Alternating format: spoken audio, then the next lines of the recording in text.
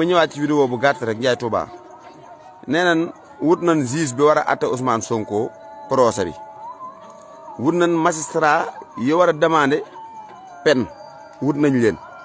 Pape Ndiaye bu Walfadjri wax na ko te lu mu wax dëgg la dégg nga kon ñoom xëy na Maham Diallo war a wax xam nañ ko ndax Maham Diallo waxagut noolee waxagut procès moom mais ñoom wut nañ état bi wut nañ seen i ministre seen i juge yu war a taxaw àtte Ousmane Sonko jour boobu ak benn kii nu ma ko tax procureur boo war a demandé li mu bëgg ñu def ko Ousmane Sonko ak lu bëgg ñu tëj ko Ousmane Sonko dama ne bu leen xeex ak ku leen tooñut bu leen saaga ku leen saaga wut lii wax ci jot a gut def leen ndànk mbasa rek bu dee ñoo moom réew mi wala ñoo moom nit ñi den ko xam ne leen pat rek tooñ ñi tëj ko moom jógee na fii loolu jëru sori sax lu leen neex def leen ko lu leen neex wax leen ko toog leen Dakar réunion waaye da ngeen xam ne Dakar rek du Sénégal Sénégal gépp tout le entier ñu ngi ci ginnaaw président Ousmane Sonko di xaar nag bisu procès jàmm la ñu xaar waaw ñun procès moom yàkkamti nañ ko sax na ñun ndax mu jot ci passeport am bëgg a dem fu mu bëgg a dem mu dem fa ñun loolu la ñuy wax waaye ay Ousmane Sonko ay sursis 1 mois yooyu sax diglu wuñ ko waaw képp ku amati mbokk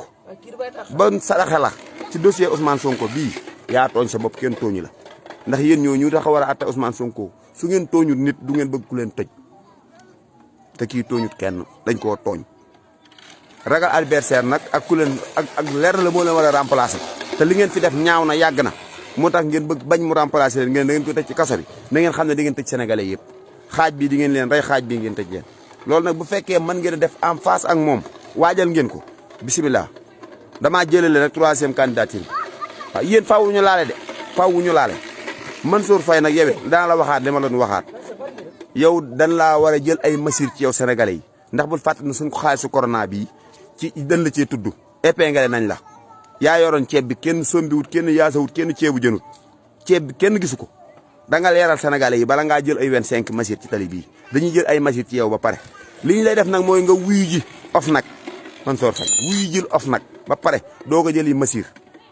waaw puusoo paasoo jigoo ñu tey jigoo ñu ëllëg yàlla nañu yàlla atte ak Mansour Faye nga damay jëli monsieur 25 sa nelaw gaa ngi noonu ah réewum lëm nga xëy jël 25 monsieur tàgguwoo kenn ban dem ca ba ñëw ak say xam-xam bu néew rek gis naa la ngay dawal welo yow dawal welo rek la dese ban dem ak yow ba ñëw yow ñu jëli monsieur ci yow pareeguñ ci yow nga na ngay jëli monsieur soog bi yéen a ko waral li ngeen war a liggéey ngeen liggéeyut Mansour Faye waaw liñ la mosuñu laa dénk loo xam luñ la dénk xamoo